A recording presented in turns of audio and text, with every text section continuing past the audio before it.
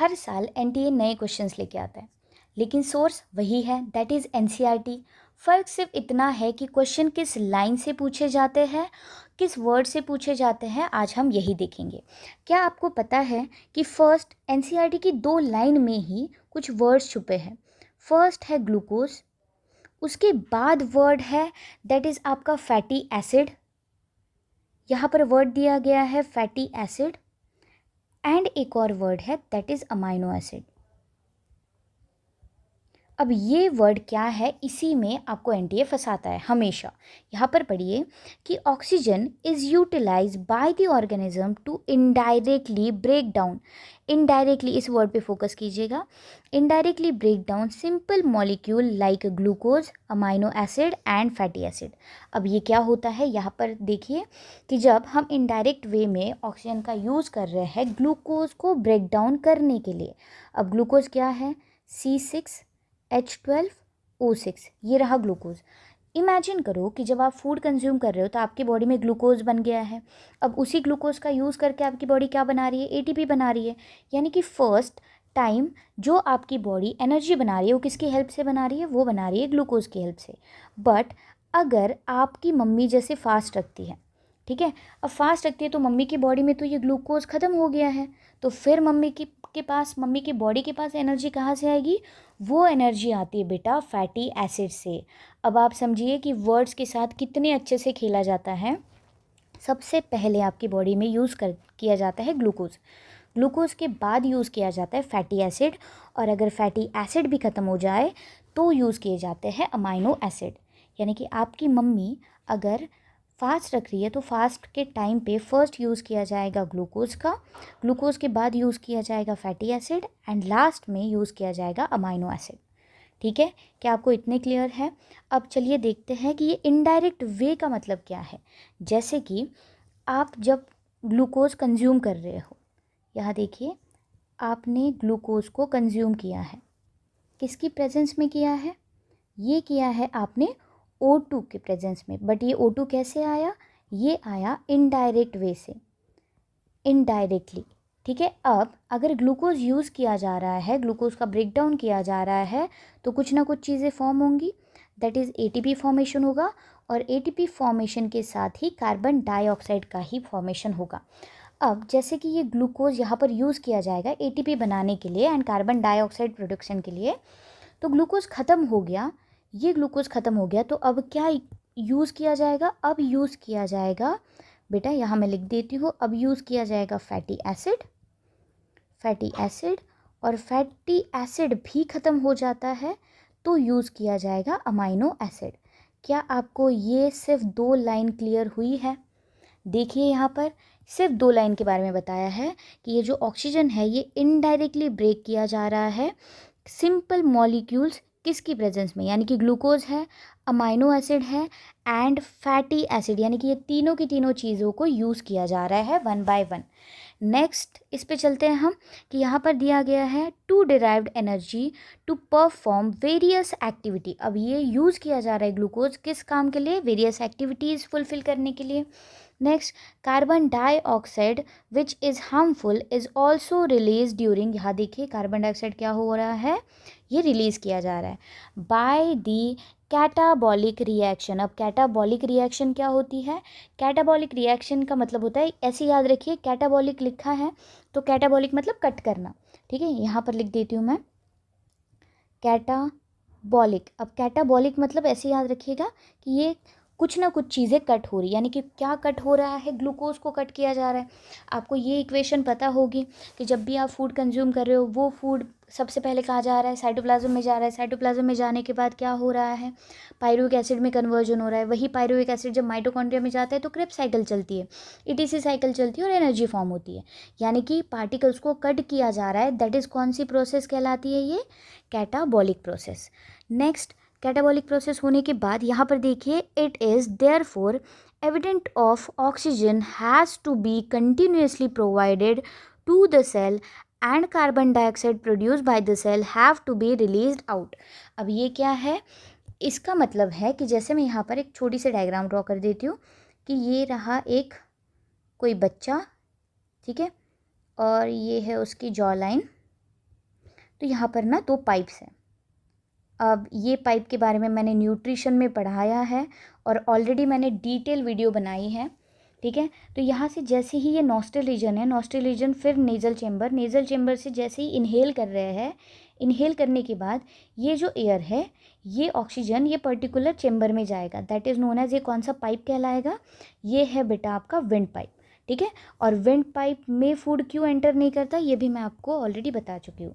और उसके बाद ये जो आपका विंड पाइप है, ये विंड पाइप आगे जाके डिवाइड होगा, डिवाइड होने के बाद यहाँ पर होते हैं अटैच लंग, ये जो एक लंग्स है, ठीक है, ये जो लंग्स है। अब आप बोलोगे कि मैम ने ऐसे ड्रॉ क्यों किए हैं बेटा, तो ये जो राइट साइड का लंग है ये शॉर्ट होता है एंड ब्रॉड होता है, ये शॉर्ट भी है, ये छोटा भी है और मोटा भी है, ठीक है। बट वही अगर हम बात करें लेफ़्ट साइड की, तो ये लेफ़्ट साइड वाला लॉन्ग होता है एंड स्लेंडर होता है, स्लेंडर मतलब पतला होना, ठीक है, ये पतला होता है। और इसके जस्ट लोअर रीजन में क्या प्रेजेंट होता है, यहाँ पर होता है डायफ्राम, ठीक है, ये रहा डायफ्राम।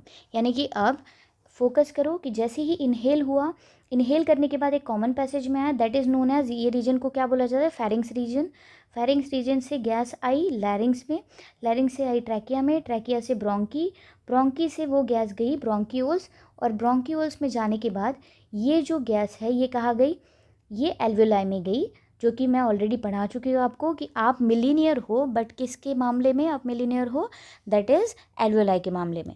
अब ये जो स्टेटमेंट हमने पढ़ा कार्बन डाइऑक्साइड एंड ऑक्सीजन का, इस स्टेटमेंट में क्या बोला गया है कि जो गैसेस इनहेल हो रही है वो अब गैसेस जाएंगी, और जाने के बाद जैसे ही ये एल्वेलाई के टूवर्ड्स जाएंगी, एल्वेलाई में जब गैसियस एक्सचेंज परफॉर्म होगा, तो यही एल्वेलाई में गैसियस एक्सचेंज होते टाइम ये जो ऑक्सीजन है, ये ऑक्सीजन एंटर करेगा कहाँ पर, ये एल्वेलाई में ऑक्सीजन आया, ये ऑक्सीजन एंटर करेगा कहाँ पर, टिश्यूज़ में, टिश्यूज़ में ऑक्सीजन एंटर कर गया। अब टिश्यूज़ में ऑक्सीजन एंटर करने के बाद टिश्यू से जो कार्बन डाइऑक्साइड है, ये कार्बन डाइऑक्साइड बाहर निकलेगा, और कार्बन डाइऑक्साइड अब कहाँ एंट्री करेगा, एल्वेलाई में, एल्वेलाई से कहाँ पर, प्राइमरी सेकेंडरी टर्चरी ब्रोंकियोल में, ब्रोंकियोल से ब्रोंकी, ब्रोंकी से ट्रैकिया, ट्रैकिया से, यहाँ देखिए ब्रोंकी, ब्रोंकी से ट्रैकिया, ट्रैकिया से फेरिंग्स, फेरिंग्स से नेज़ल चैम्बर, नेज़ल चैम्बर से नॉस्ट्रिल, और हमने कर दी है एक्सेल। क्या इतना क्लियर हुआ आपको, लाइन बाय लाइन पढ़ रहे हैं हम, लाइन बाय लाइन, ठीक है। नेक्स्ट हम देख रहे हैं कि from the atmosphere with carbon dioxide produce by the cell is called breathing. अब ब्रीदिंग और यहाँ पर रेस्पिरेशन, ऐसे 2 टर्म्स यूज़ किए गए हैं। अब ब्रीदिंग एंड रेस्पिरेशन होता क्या है ये हम समझते हैं। तो ब्रीदिंग में क्या हो रहा है और रेस्पिरेशन में क्या हो रहा है, यहाँ देखिए, ये है ब्रीदिंग और ये रहा रेस्पिरेशन। अब ब्रीदिंग में क्या हो रहा है बेटा, कि ब्रीदिंग में जैसे आप सिर्फ इनहेल कर रहे हो और एक्सेल कर रहे हो, ठीक है, जस्ट नॉर्मली इनहेल करना और नॉर्मली एक्सेल करना, क्या मैं इसको ये बोल सकती हूँ कि ये एक फिज़िकल प्रोसेस है, क्या ये एक फ़िज़िकल प्रोसेस है, डेफिनेटली फ़िज़िकल प्रोसेस है। पर जब मैं बात रेस्पिरेशन की कर रही हूँ, तो रेस्पिरेशन कौन सी प्रोसेस है, it is a biochemical process. अब इसको बायोकेमिकल प्रोसेस क्यों बोला गया है और ब्रीदिंग को फिज़िकल प्रोसेस क्यों बोला गया है, ब्रीदिंग में सिर्फ आप इनहेल कर रहे हो, एक्सेल कर रहे हो। अब जो गैस आपने इनहेल की है, वो इनहेल करने के बाद गैसियस एक्सचेंज परफॉर्म होने के बाद वो जो गैस है, वो जो ऑक्सीजन है, ये ऑक्सीजन कहाँ जाएगा, ये ऑक्सीजन जा रहा है टिश्यूज़ में, टिश्यूज़ में जाने के बाद अब ब्रेक डाउन हो रहा है, ब्रेक डाउन होने के बाद एटीपी बन रही है। अब ये इतनी सारी प्रोसेस हो रही है एटीपी फॉर्मेशन तक की, क्या हम उसको बायोकेमिकल प्रोसेस बोल सकते हैं, क्योंकि इसमें बहुत सारी चीज़ों का इन्वॉल्वमेंट है, इसलिए इसको बोला गया है बायोकेमिकल प्रोसेस। पर सिर्फ इनहेल एंड एक्सेल करना, that is known as physical process. क्या आपको इतना क्लियर हुआ। नेक्स्ट, क्या इसमें कोई भी एनर्जी का यूज़ किया जा रहा है, क्या इसमें कोई भी एनर्जी का यूज़ किया जा रहा है, बिल्कुल भी नहीं, नो एनर्जी इज़ इन्वॉल्व या नो एनर्जी इज़ यूज्ड। क्या रेस्पिरेशन में एनर्जी लग रही है, डेफिनेटली एनर्जी को यूज़ किया जा रहा है। नेक्स्ट, क्या इसको हम इंट्रा सेलुलर बोल सकते हैं, क्या इसको एक्स्ट्रा सेलुलर बोल सकते हैं, ये जो ब्रीदिंग है इसे कहते हैं एक्स्ट्रा सेल्यूलर, और अगर हम रेस्पिरेशन की बात करें तो ये इंटरनली हो रही है, इसलिए इसको क्या बोला गया है, इंट्रासेल्यूलर, इंट्रासेल्यूलर। नेक्स्ट, ये जो ब्रीदिंग है, क्या ये ब्रीदिंग वॉलेंट्री प्रोसेस है या इनवॉलेंट्री है? बेटा जब आप ब्रीथ कर रहे हो तो ये आपके कंट्रोल में है। आपके कंट्रोल में होने वाली चीज़ों को क्या बोला जाता है बेटा, इसको बोला जाता है वॉलेंट्री प्रोसेसेस। और जो आपके कंट्रोल में नहीं है, यानी कि ये जो गैसियस एक्सचेंज परफॉर्म हो रहा है, आप उसको रोक सकते हो क्या? बिल्कुल भी नहीं। यानी कि ये कौन सी प्रोसेस कहलाएगी, ये कहलाएगी इनवॉलेंट्री प्रोसेस। ठीक है, वॉलेंट्री एंड इनवॉलेंट्री प्रोसेस। अब ये जो ब्रीदिंग है ये कहाँ पर परफॉर्म की जा रही है, ये हो रही है परफॉर्म लंग्स में।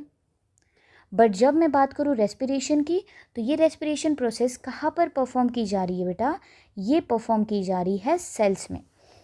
अब आई होप सो कि आपको ये डिफरेंस क्लियर हुआ ब्रीदिंग एंड रेस्पिरेशन का। नेक्स्ट लाइन की तरफ चलते हैं हम, कि यहाँ पर place your hand on your chest, you can feel the chest moving up and down. अब जब आप इनहेल कर रहे हो, जब आप एक्सेल कर रहे हो, तो ऑब्वियसली कॉन्ट्रैक्शन रिलैक्सेशन डेफिनेटली हो रहा है, यानी कि आप अपनी मूविंग चेस्ट को फील कर सकते हो। You know that it is due to the breathing, यानी कि ये कौन सी प्रोसेस है, physical process. How do we breathe, अब हम पता करते हैं कि हम ब्रीथ कैसे कर रहे हैं। The respiratory organ and the mechanism of breathing, respiratory organ कौन सा है, लंग्स है, एंड मैकेनिज्म कैसा परफॉर्म कर रहा है वो हम आगे देखते हैं। ठीक है, तो यही डिस्क्रिप्शन में दिया गया है कि हमें अब आगे जाके ये पढ़ना है कि मैकेनिज्म ऑफ ब्रीदिंग वर्क कैसे कर रहा है। तो अब हम देखने जा रहे हैं रेस्पिरेटरी ऑर्गन्स के बारे में। मैकेनिज्म ऑफ ब्रीदिंग, यानी कि mechanism of breathing is very among different group of animals depending mainly on their NTA, यही फंसाएगा आपको, यहाँ पर अच्छे से सुनिए।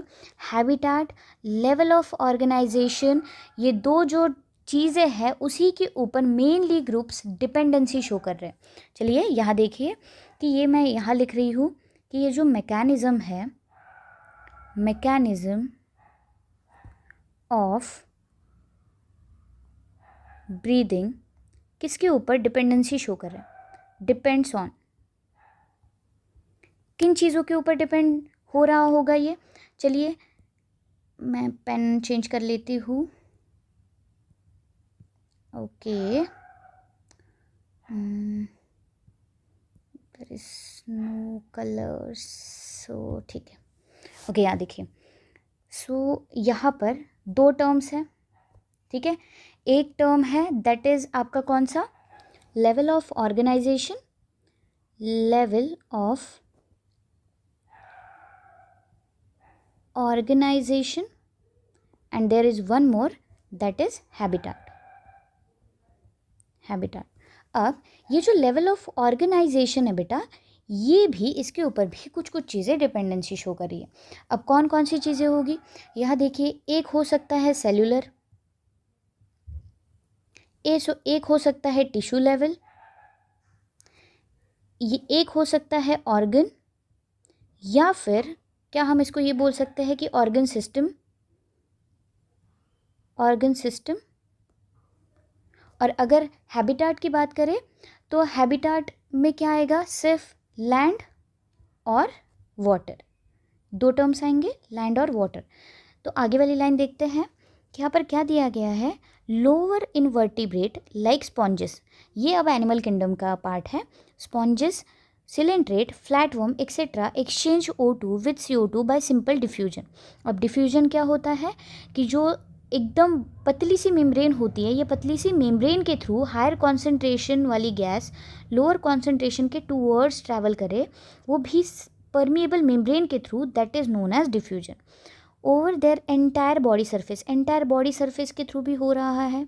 Earthworm use their moist cuticle, okay, इसके बारे में थोड़ा सा डिटेल में देखते हैं। आप यहाँ देखिए कि हमने ये इतनी चीज़ें लिखी हैं, ये किसके ऊपर डिपेंडेंसी शो कर रहे हैं, ये कर रहे हैं, जैसे लेवल ऑफ ऑर्गेनाइजेशन है तो ये सेलुलर भी हो सकता है, सेलुलर रेस्पिरेशन भी परफॉर्म कर सकते हैं, टिश्यूज़ के थ्रू भी, या फिर ऑर्गन या ऑर्गन सिस्टम के थ्रू भी।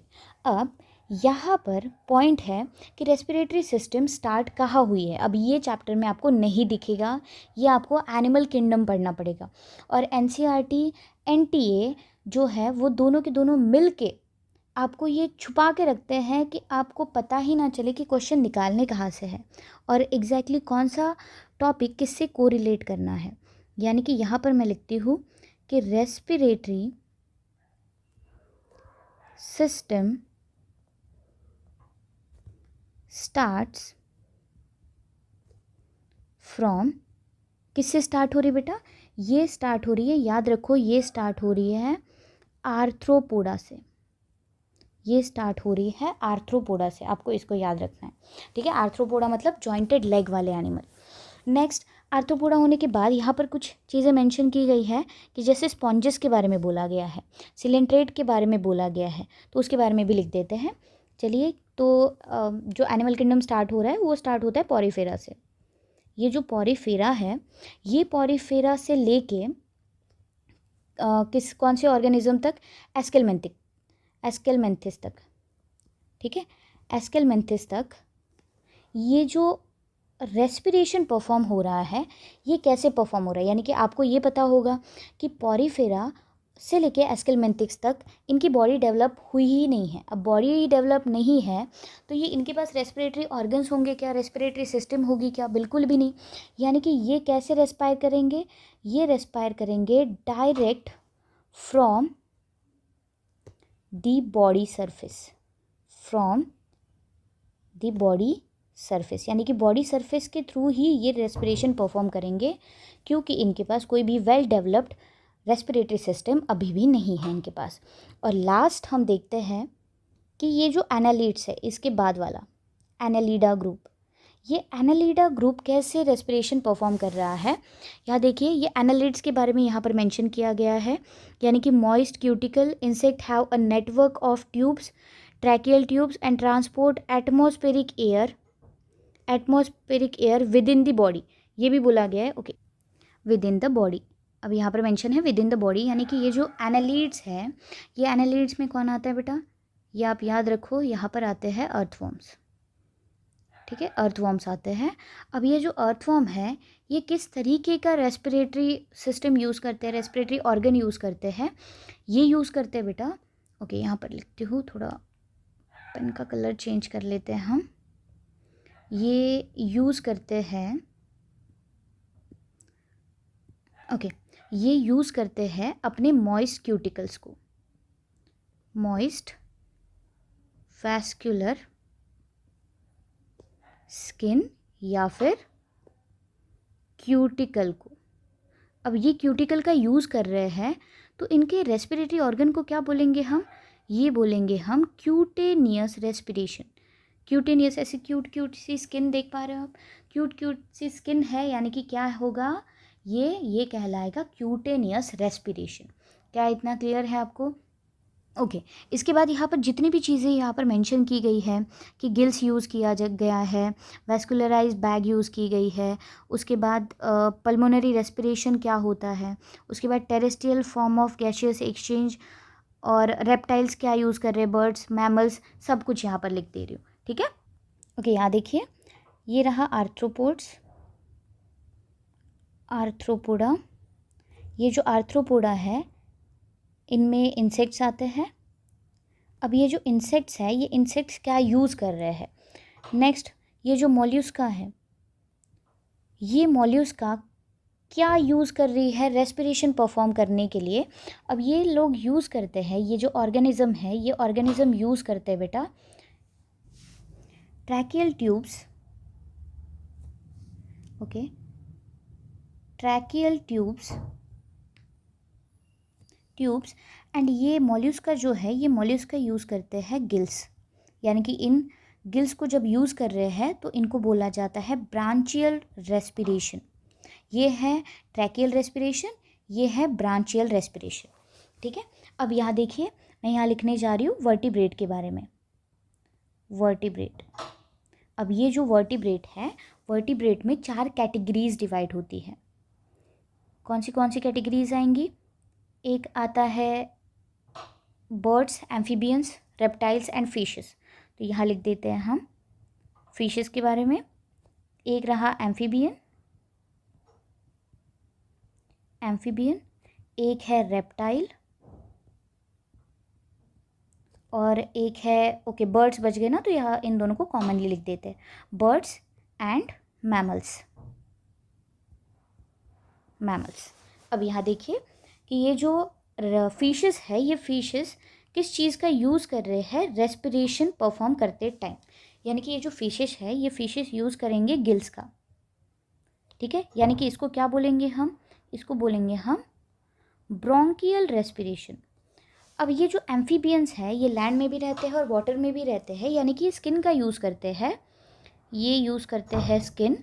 तो ये स्किन का यूज़ करते हैं, तो इसको हमने क्या बोला था, क्यूटेनियस रेस्पिरेशन, ठीक है। स्किन का यूज़ करेंगे और स्किन के साथ ये लंग्स का भी यूज़ करते हैं। और जब लंग्स का यूज़ करते हैं तो मैंने यहाँ पर एक वर्ड बोला है, दैट इज़ पल्मोनरी रेस्पिरेशन।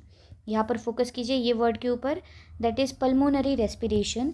यानी कि लंग्स का यूज़ करें तो उसको क्या बोलेंगे हम, पल्मोनरी रेस्पिरेशन, पल्मोनरी। और ये जो रेप्टाइल है और ये जो बर्ड्स है, ये बर्ड्स यूज़ करते हैं लंग्स का, और इसके लिए भी वर्ड क्या है, दैट इज़ पल्मोनरी रेस्पिरेशन। क्या आपको इतना क्लियर है कि पल्मोनरी रेस्पिरेशन, बर्ड्स, ठीक है।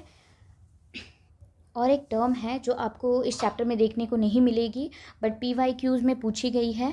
अब वो जो टर्म है बेटा, वो टर्म ऐसी है कि ये जो यहाँ पर पूछे गए आर्थ्रोपोड के बारे में, यहाँ देखिए आर्थ्रोपोड के बारे में बताया गया है ट्रैकियल। बट अगर मैं बात करूँ एक्वेटिक आर्थ्रोपोड की, एक्वेटिक आर्थ्रोपोड, ठीक है, तो ये एक्वेटिक आर्थ्रोपोड किस चीज़ का यूज़ करेंगे, ये यूज़ करेंगे गिल्स का। बट जब ये गिल्स का यूज़ कर रहे हैं तो इनके रेस्पिरेशन को क्या बोला जाता है, इनके रेस्पिरेशन को बोला जाता है क्रस्टेशियन रेस्पिरेशन। जो इसमें क्या आता है, आपने प्रॉन्स देखे होंगे, ठीक है, प्रॉन्स, या फिर आपने क्रैब्स देखे होंगे, ठीक है, वो क्या कौन सा रेस्पिरेशन शो कर रहे हैं, क्रस्टेशियन रेस्पिरेशन। ओके, तो ये रहा आपकी समरी जो पूरी की पूरी रेस्पिरेटरी ऑर्गन से रिलेटेड थी या फिर इंट्रोडक्शन से रिलेटेड थी। हमने 2 पैसेज कवर किए हैं। नेक्स्ट लेक्चर में हम और आगे वाले पैसेजेस कवर करने जा रहे हैं। Stay tune, subscribe my channel. और ऐसे भी वर्ड्स मैं आपको बताऊंगी जिसमें ये आप देखिए, ये कहीं पर भी NCERT में मेंशन नहीं है जहाँ पर एक्वेटिक आर्थ्रोपोड के बारे में दिया गया हो, ठीक है। तो उसको बोला जाता है क्रस्टेशियन, आप याद रखिएगा। Thank you so much.